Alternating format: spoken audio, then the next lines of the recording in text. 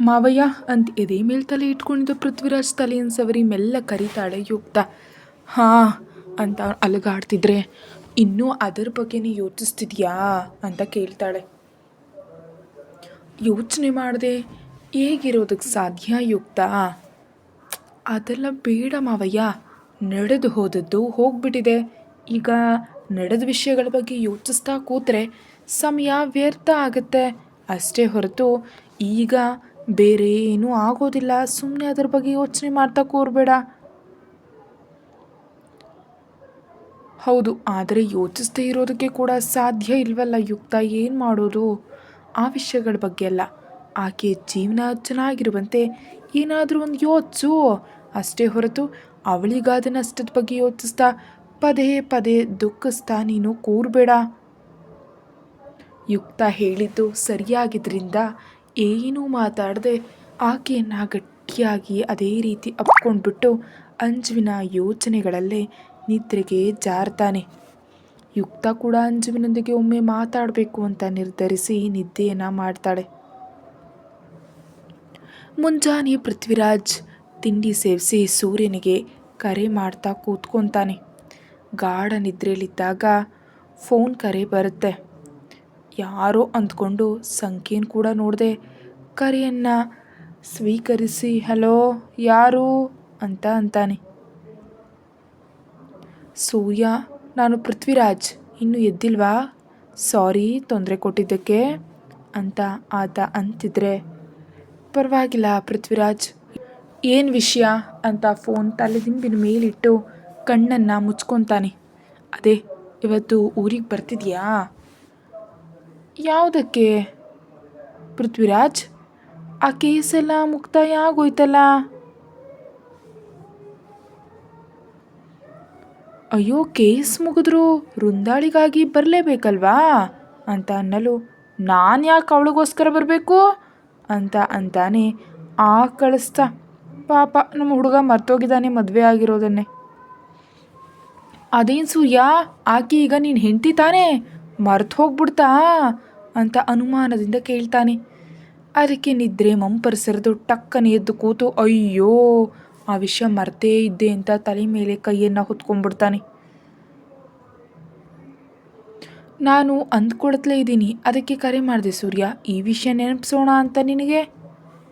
Prithviraj please, ಆ ದರಿದ್ರ ಜೊತೆ ಬದುಕೋದು ನನ್ನಿಂದ ಸಾಧ್ಯ ಇಲ್ಲ, ಅದನ್ನು ಅಲ್ಲಿಯೇ ಬಿಟ್ಬಿಡು ಅಂತ ಅವನು ಅಂತಿದ್ರೆ, ಆಗ ಊರಿನ ಜನರೆಲ್ಲ ನಿನ್ನ ಮನೆಯ ಮುಂದೆ ಇರ್ತಾರೆ ಸೂರ್ಯ, ಇನ್ನು ನಿನ್ನಿಷ್ಟ ಅಂತಾನೆ ಪೃಥ್ವಿರಾಜ್. ಆ ಮಾತಿಗೆ ಪೃಥ್ವಿರಾಜ್ ಅಂತ ಅಸಹನೆಯಿಂದ ಕರೀತಾನೆ. ನಾನು ಅದಕ್ಕೆ ಹೇಳಿದ ಸೂರ್ಯ, ನೀನು ಮಧ್ಯದಲ್ಲಿ ಬರಬೇಡ ಅಂತ. ಆದರೆ ನೀನು ನನ್ನ ಮಾತನ್ನು ಕೇಳಿದ್ರೆ ತಾನೇ. ನನ್ನನ್ನು ರಕ್ಷಿಸ್ತೀನಿ ಅಂತ ಬಂದು ನೀನು ಸಿಕ್ಕಾಕೊಂಡೆ. ಈಗ ಸಿಕ್ಕಾಕೊಂಡ್ಮೇಲೆ ಬಿಡಿಸ್ಕೊಳ್ಳೋದು ಬಹಳ ಕಷ್ಟ. ಸೂರ್ಯ ತಲೆ ಮೇಲೆ ಕೈ ಇಟ್ಕೊಂಡು, ಈಗಲೇ ಬರಬೇಕಾ ಪೃಥ್ವಿರಾಜ್ ಅಂತ ಅಂತಿದ್ರೆ, ಹೌದು, ಕಡ್ಡಾಯವಾಗಿ ನೀನು ಬರಲೇಬೇಕು, ಇಲ್ದಿದ್ರೆ ಸಮಸ್ಯೆ ಆಗತ್ತೆ ಸೂರ್ಯ. ಅಷ್ಟಕ್ಕೂ ಇದು ಒಂದು ಹೆಣ್ಣಿನ ಜೀವನ ಅಲ್ವಾ ಅಂತ ಸಮಾಧಾನವನ್ನು ಹೇಳ್ತಾನೆ. ಛೀ, ಆಕೆನ ಹೆಣ್ಣು ಅಂದ್ಬಿಡ ಪೃಥ್ವಿರಾಜ್, ನನಗಂತೂ ಕೋಪ ಬಂದ್ಬಿಡುತ್ತೆ. ನಿನಗೆ ಕೋಪ ಬಂದರೂ ಸರಿನೇ, ಮಾಡೋ ಕೆಲಸ ಏನೂ ಇಲ್ಲ, ಅದರಿಂದ ಈಗ ಬೇಗ ನಮ್ಮ ಊರಿಗೆ ಬಂದ್ಬಿಡು.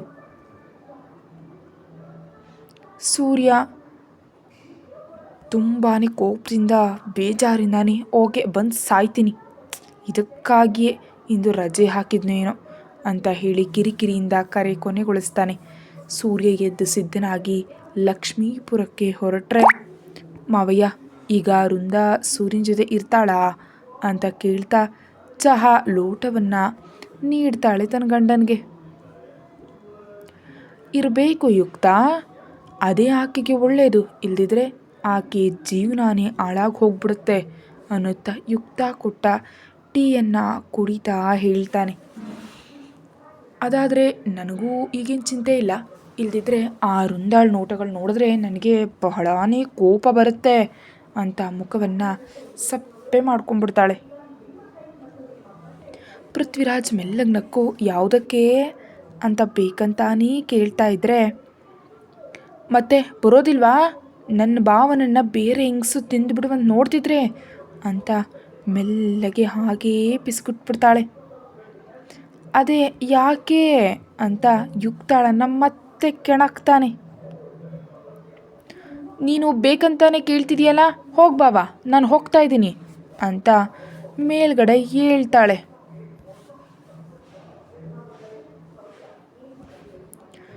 ತಕ್ಷಣ ತಾನು ಕುಡಿತಿದ್ದ ಲೋಟನ ಪಕ್ಕದಲ್ಲಿಟ್ಟುಬಿಟ್ಟು ಯುಕ್ತಾಳ ಕೈ ಹಿಡಿದು ನಿಲ್ಲಿಸ್ತಾನೆ ಪೃಥ್ವಿರಾಜ್.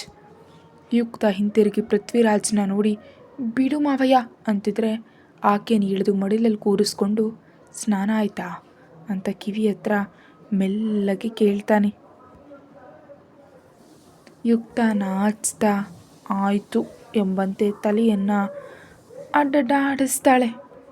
ಪೃಥ್ವಿರಾಜ್ ಬಾಗಿಲು ಕಡೆ ಒಮ್ಮೆ ನೋಡಿ ಯುಕ್ತಾಳನ್ನು ಎತ್ಕೊಂಡು ಕೊಠಡಿ ಒಳಗೆ ಹೋಗ್ತಾ ಇದ್ರೆ, ಬೆಳಿಗ್ಗೆ ಬೆಳಿಗ್ಗೆ ಇದೇನು ಬಾವಾ ಅಂತ ಮೆಲ್ಲಗೆ ಗೊಣಗ್ತಾಳೆ. ಬೆಳಿಗ್ಗೆ ಏನು, ಅಷ್ಟಕ್ಕೂ ನಾನು ಏನು ಮಾಡ್ತೀನಿ, ಏನೂ ಮಾಡೋದಿಲ್ಲ ತಾನೇ ಅಂತ ತುಂಟದನಿಂದ ಅನ್ನತ್ಲೆ ಯುಕ್ತಾಳನ್ನು ಕರ್ಕೊಂಡು ಕೊಠಡಿಗೆ ಹೋಗಿ ಹಾಸಿಗೆ ಮೇಲೆ ಮಲಗಿಸ್ಬಿಡ್ತಾನೆ. ಪೃಥ್ವಿರಾಜ್ ಮನಸ್ಸು ಚೆನ್ನಾಗಿಲ್ಲ ಅಂತ ಯುಕ್ತಾಳಿಗೆ ತಿಳಿದಿರೋದ್ರಿಂದ ಪೃಥ್ವಿರಾಜ್ಗೆ ಏನನ್ನೂ ಅಡ್ಡಿಪಡಿಸದೆ ಹಾಗೇ ಇರ್ತಾಳೆ. ಕನಿಷ್ಠ ಹೀಗಾದರೂ ಅವನ ಮನಸ್ಸಿನ ನೋವು ಕಡಿಮೆ ಆಗುತ್ತೋ ಏನೋ ಅಂತ. ಪೃಥ್ವಿರಾಜ್ ಕೊಠಡಿಯಲ್ಲೆಲ್ಲ ಕತ್ತಲೆಯಾಗುವಂತೆ ಕಿಟಕಿಗಳನ್ನ ಮುಚ್ಚಿ AC ಆನ್ ಮಾಡಿ ಬಂದು ಯುಕ್ತಾಳ ಪಕ್ಕದಲ್ಲಿ ಬಂದು ಮಲಗಿ ತಲೆ ಕಟ್ಟಿದ್ದ ಟವಲ್ನ ತೆಗೆದು ಚಲ್ಲಾಪಿಲ್ಲಿಯಾದ ಕುಂಕುಮವನ್ನು ಸರಿ ಮಾಡ್ತಾ, ಯುಕ್ತ, ನೀನು ಕೂಡ ಮೂಗುತಿ ಹಾಕೊಳ್ಬಹುದು ತಾನೇ, ತುಂಬ ಚೆನ್ನಾಗಿರ್ತೀಯ ಅಂತ ಆತ ಅಂತ ಇದ್ರೆ, ಅಯ್ಯೋ ನನಗೆ ಭಯ ಮಾವಯ್ಯ, ನಾನು ಚುಚಿಸ್ಕೊಳ್ಳೋದಿಲ್ಲ, ಬೇಕಿದ್ರೆ ನಿನ್ನ ಆಸೆಗಾಗಿ ಹಾಗೆ ಒತ್ತಿನ ಮೂಗುತಿನ ಹಾಕೊಂಡ್ಬಿಡ್ತೀನಿ ಅಂತ ಅಂತಾಳೆ. ಆಕೆ ಮಾತಿನಲ್ಲಿರೋ ಭಯಕ್ಕೆ ಮೆಲ್ಲಗೆ ನಕ್ಕು, ಸರಿ ಬಿಡು ಬೇಡ ಅಂಥೇಳಿ ಮೆಲ್ಲಗೆ ಸೆರಗಿಗೆ ಹಾಕಿದ್ದ ಪಿನ್ನನ್ನು ತೆಗೆದು ಸೀರೆ ಸೆರಗನ್ನು ಕೆಳಗೆಳೆದು ಬಿಡ್ತಾನೆ. ಗಟ್ಟಿಯಾಗಿ ಅಪ್ಕೊಂಡು ಆಕೆ ದೇಹದ ಪರಿಮಳವನ್ನು ಎದೆ ತುಂಬ ಆಗ್ರಣಿಸ್ತಿದ್ರೆ ಪೃಥ್ವಿರಾಜ್ನ ಬಿಸಿಯಾದ ಉಸಿರಿಗೆ ಯುಕ್ತ ನಾಚಿಕೆಯಿಂದ ಇನ್ನೂ ಮುದುರು ಕೊಡ್ತಾ ಪೃಥ್ವಿರಾಜ್ ಸುತ್ತ ಕೈಗಳನ್ನು ಹಾಕೊಂಡ್ಬಿಡ್ತಾಳೆ. ಪೃಥ್ವಿರಾಜ್ 2 ನಿಮಿಷ ಹಾಗೆ ಇದ್ದು ಸ್ವಲ್ಪ ಮೇಲಿದ್ದು ಆಕೆ ಹಣೆ ಮೇಲೆ ಕೆನ್ನೆ ಮೇಲೆ ತೇವದ ಮುತ್ತುಗಳಿಟ್ಟು ಕೊನೆಯಲ್ಲಿ ನಡಕ್ತಿರೋ ತುಟಿಗಳನ್ನ ಆಕ್ರಮಿಸ್ಕೊಂಡ್ಬಿಡ್ತಾನೆ. ಪೃಥ್ವಿರಾಜ್ ನೀಡುತ್ತಿರೋ ಮುತ್ತಿಗೆ ಸ್ವಲ್ಪ ಭಯ ಆದರೂ ಅದನ್ನು ಹತೋಟಿಯಲ್ಲಿಟ್ಟುಕೊಂಡು ಪೃಥ್ವಿರಾಜ್ ಬೆನ್ನಿನ ಮೇಲೆ ಇದ್ದ ಕೈ ತೆಗೆದು ತಲೆ ಮೇಲೆ ಹಾಕಿ ತನ್ನ ಒಪ್ಪಿಗೆಯನ್ನು ತಿಳಿಸ್ತಾಳೆ. ಸ್ವಲ್ಪ ಹೊತ್ತು ಯುಕ್ತ ತುಟಿಗಳನ್ನ ಇಷ್ಟಪಟ್ಟು ಮುತ್ತಿಟ್ಟು ಬಾವಾ ಅಂತ ಸಿಹಿಯಾಗಿ ಕರೀತಿರೋ ಆಕೆ ಕರೆಗೆ ಮುತ್ತುಗಳ ಮಳೆಯನ್ನು ಸುರಿಸ್ತಾ, ಪ್ರಸ್ತುತ ಯುಕ್ತಾಳನ್ನು ಇದಕ್ಕಿಂತ ಹೆಚ್ಚು ತೊಂದರೆ ಪಡಿಸೋದು ಸರಿಯಲ್ಲ ಅಂತ ಹಾಗೆ ಹೊಟ್ಟೆ ಮೇಲೆ ತಲೆ ಇಟ್ಟು ಮಲ್ಕೊಂಡ್ಬಿಡ್ತಾನೆ. ಯುಕ್ತ ಸ್ವಲ್ಪ ಉಸಿರನ್ನು ತೆಗೆದುಕೊಂಡು ಮೆಲ್ಲಗೆ ಪೃಥ್ವಿರಾಜ್ ತಲೆಯನ್ನು ಅವನ ತಲೆ ಬೆರಳುಗಳನ್ನ ಹಾಕಿ ಮೆಲ್ಲಗೆ ಎಳಿತಾ ಸುಮ್ಮನೆ ಎದ್ಬಿಡ್ತಾಳೆ. ಪೃಥ್ವಿರಾಜ್ ಕಣ್ಣು ಮುಚ್ಕೊಂಡು ಹಾಗೇ ಮಲ್ಕೊತಾನೆ. ಎಷ್ಟೊತ್ತಿಗೋ ಅಡುಗೆ ಮಾಡಿಲ್ಲ ಅಂತ ಅವಳಿಗೆ ನೆನಪಾಗಿ, ಬಾವಾ ಅಡುಗೆ ಮಾಡಬೇಕು ಅಂತ ಅವಳು ಮುದ್ದಾಗಂತಿದ್ರೆ ಆಕೆ ಕೈ ಮೇಲೆ ಮುತ್ತಿಟ್ಟು, ಈಗಲೇ ಬೇಡ ಬಿಡು, ಸ್ವಲ್ಪ ಹೊತ್ತು ಹೀಗೆ ಇರು ಅಂತ ಅಂತಾನೆ.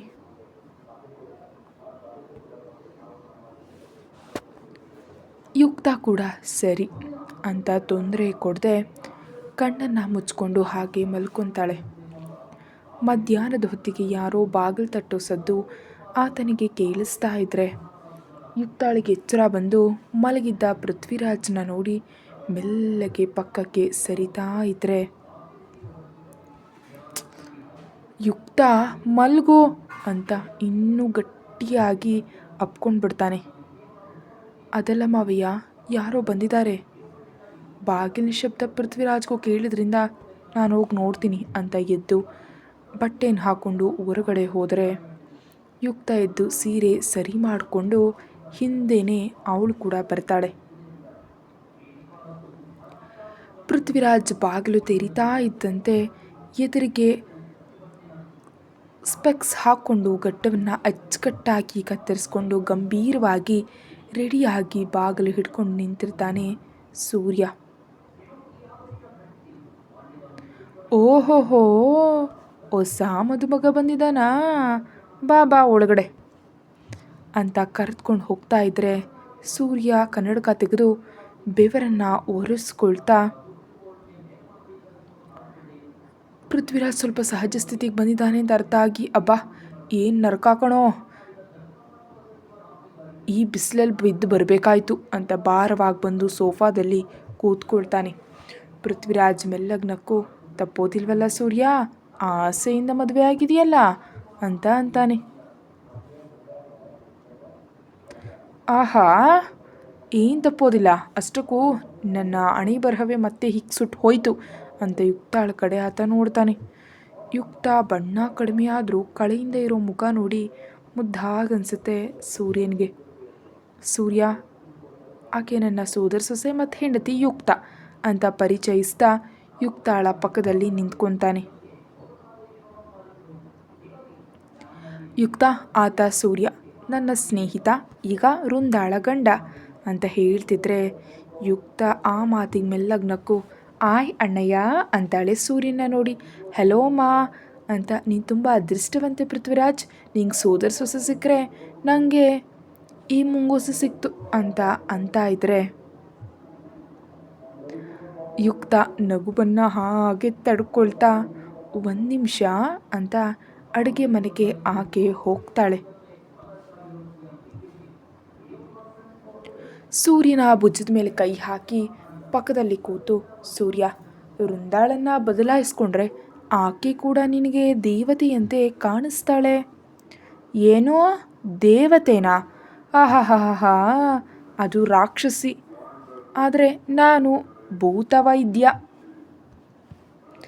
ಸೂರ್ಯ, ನೀನಂತೂ ಮಿತಿ ಮೀರಿ ಮಾತಾಡ್ತಾ ಇದೀಯಾ. ಸೂರ್ಯ ಏನೋ ಮಾತಾಡೋದಕ್ಕೋಗಿ ಅಷ್ಟರೊಳಗೆ ಯುಕ್ತ ತಂಪಾದ ಪಾನೀಯವನ್ನು ತರ್ತಿದ್ದಂತೆ ಲೋಟ ತೆಗೆದುಕೊಂಡು ಕುಡಿದು, ಸರಿ ಪೃಥ್ವಿರಾಜ್, ನಾನು ಪಾಂಡು ಮನೆಗೆ ಹೋಗ್ತೀನಿ ಅಂತ ಹೇಳ್ತಾನೆ. ಪೃಥ್ವಿರಾಜ್ ಕೂಡ ಹೇಳ್ತಾ, ನಾನು ಕೂಡ ಬರಲಾ ಸೂರ್ಯ ಅಂತ ಅಂತಿದ್ರೆ, ಬೇಡ ಬಿಡು ಪೃಥ್ವಿರಾಜ್, ನಿನ್ನೆ ಕೂಡ ನೀನು ತುಂಬ ಬೇಸರದಲ್ಲಿದೆಯಾ, ಇಂದು ನಾನು ನೋಡ್ಕೊಳ್ತೀನಿ ಅಂತಾನೆ. ಸರಿ ಸೂರ್ಯ ಅಂತ ಗೇಟ್ವರೆಗೆ ಬರುವಷ್ಟರಲ್ಲಿ ಸೂರ್ಯ ಕಾರ್ ಸ್ಟಾರ್ಟ್ ಮಾಡಿ ಪೃಥ್ವಿರಾಜ್ ಮತ್ತು ಯುಕ್ತಾಳಿಗೆ ವಿದಾಯ ಹೇಳಿ ಪಾಂಡು ಮನೆ ಕಡೆ ಹೋಗ್ತಾನೆ ಸೂರ್ಯ. 10 ನಿಮಿಷಕ್ಕೆ ಪಾಂಡು ಮನೆ ಮುಖಾಂತರ ಕಾರ್ ನಿಲ್ಲಿಸಿ ಬ್ಯಾಗ್ ತೆಗೆದುಕೊಂಡು ಒಳಗಡೆ ಬರ್ತಾನೆ. ಅಂಜು ನಡುಮನೆಯಲ್ಲೇ ಕೂತು ಟಿ ವಿ ನೋಡ್ತಿದ್ರೆ ಲಕ್ಷ್ಮಿ ಕೂಡ ಅಂಜು ಪಕ್ಕದಲ್ಲಿ ಕೂತು ನೋಡ್ತಾ ಇರ್ತಾರೆ.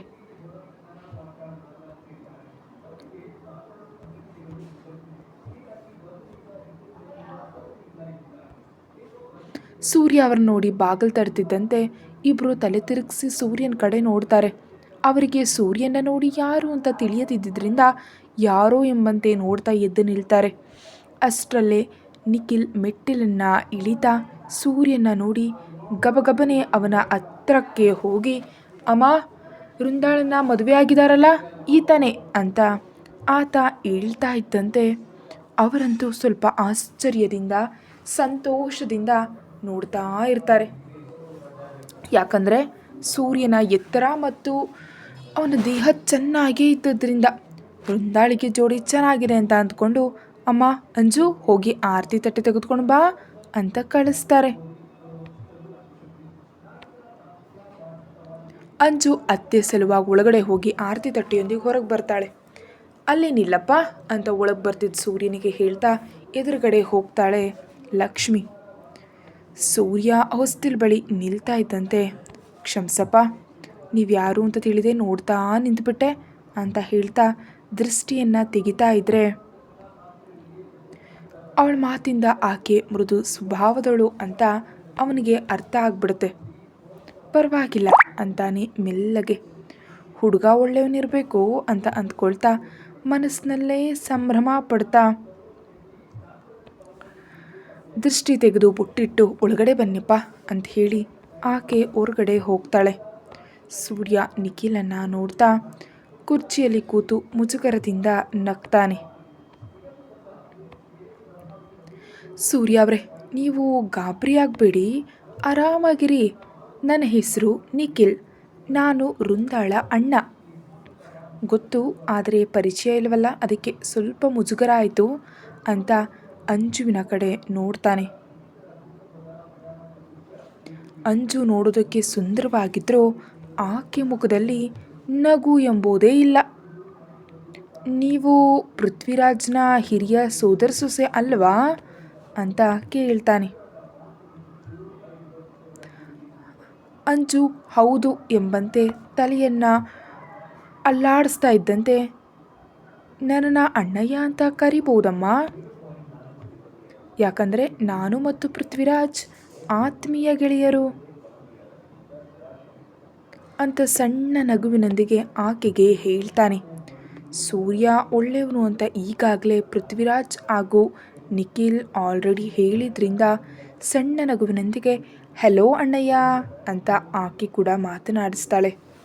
ಅಷ್ಟರಲ್ಲೇ ಲಕ್ಷ್ಮಿ ತಂಪಾದ ಮಜ್ಜಿಗೆ ತಂದು ನೀಡ್ತಾ, ಕುಡೀರಿಯಪ್ಪ, ಬಿಸಿಲಲ್ಲಿ ಬಂದಿದ್ದೀರಿ ಅಂತ ಆಕೆ ಅಂತ ಇದ್ದರೆ, ಆಕೆ ನನ್ನ ತಾಯಿ ಲಕ್ಷ್ಮಿ ಅಂತ ಹೇಳ್ತಾನೆ ನಿಖಿಲ್.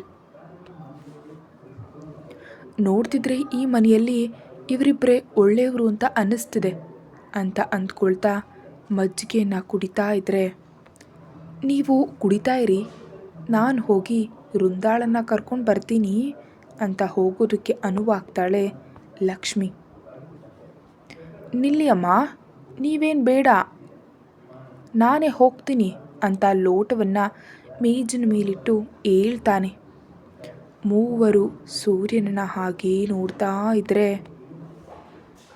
ಏನಮ್ಮ, ಯಾವುದಾದ್ರೂ ಸಮಸ್ಯೆಯಾ ಅಂತಾನೆ ಅವರ ಮುಖ ಭಾವವನ್ನು ನೋಡ್ತಾ. ಅಯ್ಯೋ, ನಮ್ಗೆ ಯಾವುದೇ ತೊಂದರೆ ಇಲ್ಲಪ್ಪ, ನೀವು ಹೋಗಿ, ಈ ಹೊತ್ತಿಗೆ ಅಡುಗೆಯನ್ನು ರೆಡಿ ಮಾಡಿಬಿಡ್ತೀನಿ ಅಂತ ಅಂತಿದ್ರೆ, ನೀವು ಬೇಡಮ್ಮ, ನನಗಾಗಿ ವೃಂದಾಳೆ ಸ್ವತಃ ಅಡುಗೆ ಮಾಡ್ತಾಳೆ, ನೀವು ಟಿ ವಿ ನೋಡಿ. ಇಷ್ಟಕ್ಕೂ ಆಕೆ ರೂಮ್ ಎಲ್ಲಿದೆ ಅಂತ ಕೇಳ್ತಾನೆ. ಮೇಲ್ಗಡೆ 2ನೇ ರೂಮ್ ಅಣ್ಣಯ್ಯ ಅಂತ ಹೇಳ್ತಾಳೆ ಅಂಜು. ಸರಿ, ನಾನು ಹೋಗ್ತೀನಿ ಅಂತ ಸೂರ್ಯ ಮೆಟ್ಟಿಲುಗಳನ್ನ ಏರಿ ವೃಂದಾಳ ಕೊಠಡಿಗೆ ಹೋಗ್ತಾನೆ. ನೋಡೋಣ ಹೀರೋ ಒಳಗೋಗಿ ಏನು ಮಾಡ್ತಾನೆ ಅಂತ. ಹೆಚ್ಚಿನ ವಿಡಿಯೋಗಾಗಿ ಮೆಂಬರ್ಶಿಪ್ ತಗೊಳ್ಳಿ.